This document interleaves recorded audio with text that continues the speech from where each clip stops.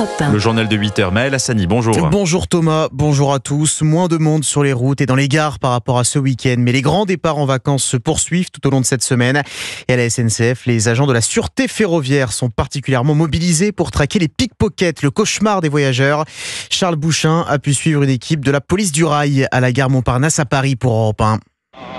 Au milieu de la gare Montparnasse, Hervé et ses collègues se fondent dans la masse de voyageurs. En cette période de grand départ, les agents de la sûreté ferroviaire veillent au grain. Je te propose qu'on aille sur le train. On regarde le flux qui passe. On garde un œil sur l'embarquement de manière à ce qu'il n'y ait pas de difficulté. Le but, c'est toujours de pouvoir gérer en amont tous les problèmes. Et après plusieurs minutes, les hommes gilets pare-balles bleus sur le dos repèrent un individu suspect et décident de l'arrêter. Alors tiens, est-ce que tu as une pièce d'identité? Sinon on te ramène au poste. L'homme est en fait bien connu des services. Il sollicite les clients, alors soit il leur demande de l'argent pour s'acheter un billet de train alors qu'ils ne partent pas du tout en train, soit il dérobe aussi des denrées alimentaires dans les concessions, et ils sont en groupe de 4-5 comme ça sur la gare. Pendant les vacances, ils sont souvent là, oui. Par là? Merci, monsieur. De rien. Autre objet de vigilance en ce moment, les bagages des touristes, cible privilégiée des pickpockets. Donc vous avez les gens, ils ont leur valise qui est à côté d'eux. En fait, ils ne se rendent même pas compte si elle est là ou si elle n'est plus là. Je vous dirais que sur le volume de personnes transportées, on met quand même beaucoup de choses en œuvre pour que ce risque soit minimisé au maximum. Le chef d'unité partage tout au long de sa patrouille ses informations avec les forces de l'ordre, gendarmes et policiers, afin d'assurer au mieux la sécurité des voyageurs tout au long de l'été. Le reportage européen de Charles Bouchin. L'agresseur du maire de Villeneuve-de-Marcq en Isère vient de passer sa première nuit en prison. Cet homme de 60 ans est mis en examen et écroué pour tentative de meurtre sur personne dépositaire de l'autorité publique. Devant les enquêteurs, il a expliqué avoir, je cite, pété un plomb après avoir vu un sourire sadique sur le visage de l'élu. Un litige oppose les deux hommes depuis plusieurs années. Le pic de la vague de chaleur attendu aujourd'hui sur le sud du pays. Plus de 40 degrés attendus dans le sud-ouest. 12 départements en alerte rouge, 41 en orange. La vigilance maximale sera maintenue demain dans les mêmes départements. L'Aude est concernée. 1 millier de pompiers restent mobilisés dans le massif des Corbières pour éviter toute reprise de feu. Alors que le gigantesque incendie qui a parcouru 16 000 hectares est maîtrisé depuis hier, mais les flammes ont totalement défiguré le paysage. Les habitants constatent les dégâts avec stupéfaction. Stéphane Burgat. Au guidon de sa moto tout-terrain, Jean-Marc serpente entre les chemins de vigne dans la garrigue pour constater les dégâts. Oh là là, c'est incroyable. Oh non, oh non. Oh, la colline, elle est complètement cramée. Oh, tout ça, ça a été mangé. Il y a du matériel agricole qui a cramé là-bas. Oui. C'est bien ce que je voyais quand on a été évacué. La désolation est totale. Là, on se rend compte, on est carrément dans le cœur de l'incendie. Ça s'étend à 80 km à la ronde. Ça fait très très mal parce que c'était nos coins, ça. Pinèdes et vignes, il y avait toute une végétation autour. Les pinèdes sont dévastées, les vignes ont également souffert. Le raisin est complètement cuit, on dirait presque un raisin de Corinthe. Là. Ça repartira peut-être pas. Même constat pour le maraîcher Tom Aguillana. Ça a fumé les cendres qui sont venues sur les fruits et légumes. Ils ont un goût de fumée, c'est pas possible de les manger. La moitié de la production et on pourra pas la ramasser. 3 tonnes de tomates, 6 ou 7 tonnes de melons. Et Stéphane, le patron d'un camping voisin, tente de sauver sa saison. De rappeler tous nos clients qui devraient arriver pour les rassurer comme quoi que le camping est intact et qu'on peut les accueillir dans de très bonnes conditions. Il y a eu des clients qui nous ont appelés. On a eu 2 ou 3 annulations. Qu'ils ont préféré ne pas venir nous voir parce qu'ils ont des enfants, ils ont de la route et ils ont peur que le feu redémarre. Et tout le monde ici jette un regard inquiet sur les bulletins météo avec le retour cette semaine des fortes chaleurs. Saint-Laurent-de-la-Cabrerisse, Stéphane Burgat, Europe 1. Les feux de forêt favorisés par la sécheresse. Le manque d'eau touche plusieurs départements. Des restrictions sont mises en place par endroits pour le grand public et pour les agriculteurs. Dans le Loiret, par exemple, des arrêtés préfectoraux privent d'eau les exploitants pendant 48 heures chaque semaine avec des pertes non négligeable à la clé. Le reportage européen de Laura Legault chez un maraîcher. On voit bien sur la tomate comme une pourriture. Ça, c'est un manque d'eau. Sous la serre de Sébastien Lecomte, maraîcher, des dizaines de tomates noircissent. C'est une conséquence des restrictions d'eau imposées par la préfecture du Loiret. Pour éviter ça, il faudrait que je puisse arroser 10 minutes toutes les 2 heures. Et je ne peux pas le faire. C'est à peu près 20% de perte. 20% de perte sur ses tomates et son maïs n'est pas non plus épargné. Sur votre droite, vous voyez mon dernier semis de maïs fait. Et là, sur la gauche, on a une parcelle nue où il n'y a pas de culture. Sébastien a renoncé à la plantation d'un champ de maïs à cause des restrictions d'eau, soit 10 000 € de manque à gagner.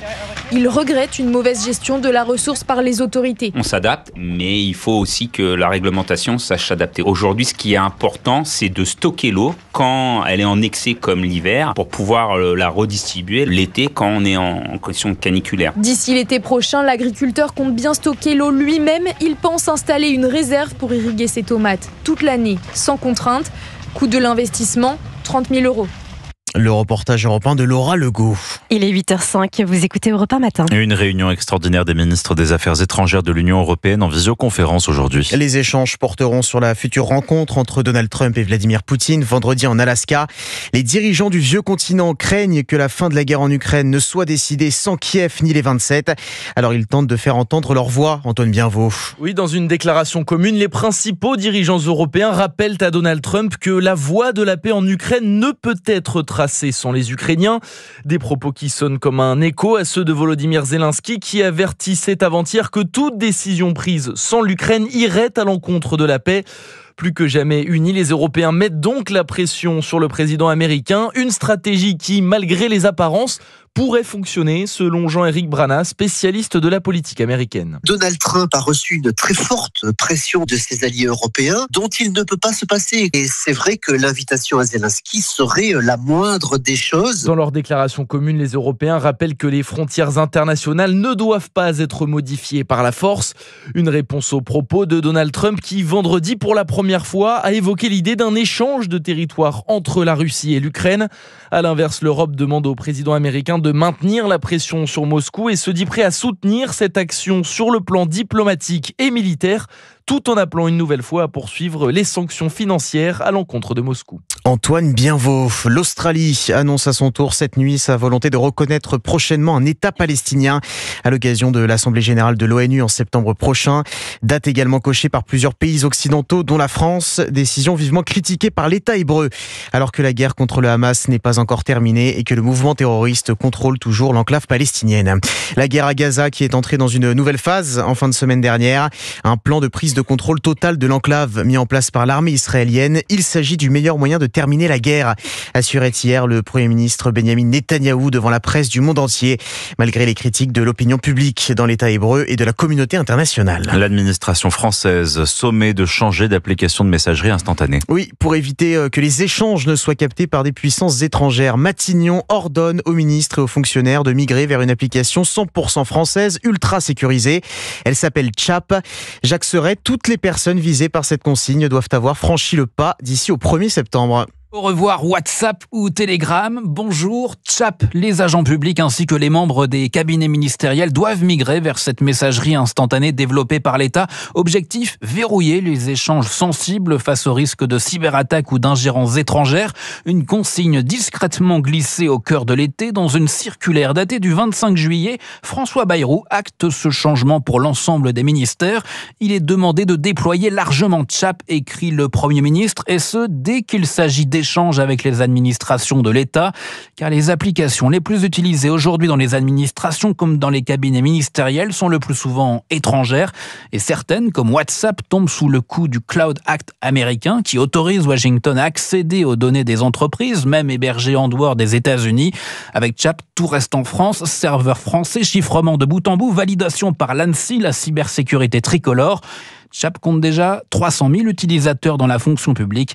Il en reste plus de 5 millions à convaincre. Les explications de Jacques Serret. Les syndicats vont-ils participer aux négociations sur la suppression de 2 jours fériés ? Réponse attendue au cours de la première quinzaine du mois de septembre, alors que le Premier ministre invite les partenaires sociaux à débattre de cette mesure particulièrement controversée du prochain budget de l'État. François Bayrou envisage de supprimer le 8 mai et le lundi de Pâques pour un rendement estimé à plus de 4 milliards d'euros. Alors vous l'avez compris, une chaleur accablante s'installe sur une grande partie de la France aujourd'hui, mais il y a encore des coins épargnés. C'est le cas de l'Alsace, où il ne fera pas plus de 30 degrés aujourd'hui sous un beau soleil. Une météo clémente, encore supportable pour le plus grand bonheur des professionnels du tourisme, pénalisés par le mauvais temps en juillet. Cette fois, le ciel bleu et les touristes sont de retour. Illustration à Kaisersberg avec la correspondante d'Europe 1, Mélina Fachin.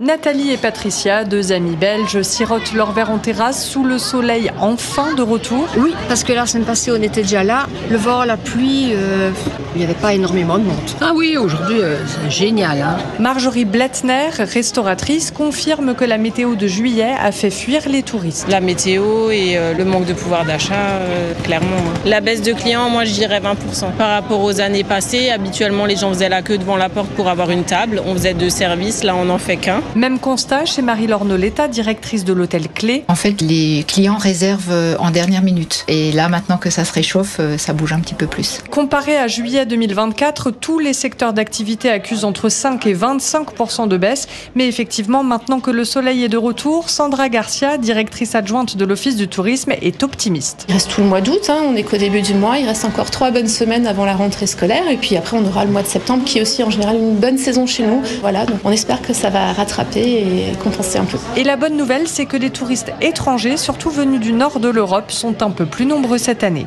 Kaisersberg, Mélina Fachin, Europe 1. Et puis une nouvelle arrivée au PSG. L'international ukrainien Ilya Zabarny est arrivé dans la capitale pour signer un contrat de 5 ans. Le défenseur de 22 ans évoluait jusque-là à Bournemouth en Angleterre. Merci Maël pour votre journée.